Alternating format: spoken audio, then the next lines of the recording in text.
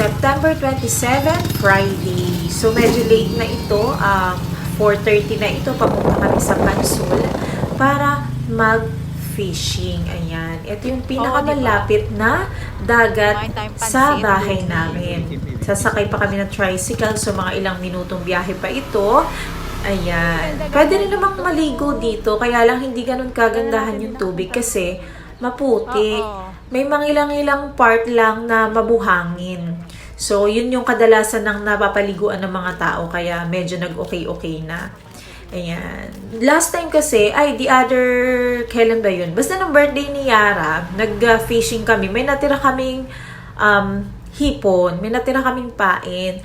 So, kaya nagkaroon kami ng plano na mag-fishing today is para ubusin lang yung pain, yung hipon. Anong nangyari? Pagdating namin dun sa sa place, hinahanap na namin yung pain. Wala! Nawawala yung pain. Nalaglag yata sa tricycle. So, hindi namin alam paano nangyari yun. Ngayon, buti na lang, si Kuya Ding, yung bayaw ko, nakisuyo na lang ako sa kanya na bumili ng hipon. At ayun, nakabili naman ng kahit na halagang 100 pesos.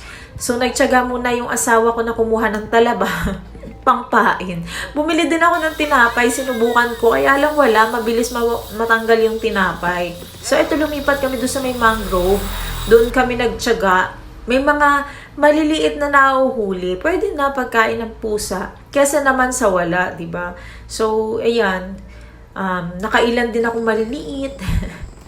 So, ilang oras din yun? Siguro past 7 na nung na kami. Time out na. Uwian na, nagligpit na yung asawa ko ng mga fishing rod. Tapos sinundo na rin kami nila Kuya, ni Ate Mel, Kuya Ding, ni Miles. At yung mga bagets. Na-enjoy din naman yung pagtambayers. Ayan, wakato na kami, pauwi na kami. Nakakahilo yung pag-fishing kasi ang dilim. Hindi na namin makita yung floats. Ayan, shala naman ang aming sundo. Uwian time na. Ayun, ang tsinelas mo. Adlemi, iniwan mo nga. Iniwan sa baba ng sasakyan. Wala tuloy sa tsinelas. So, eto yung mga huli namin. Okay na din naman.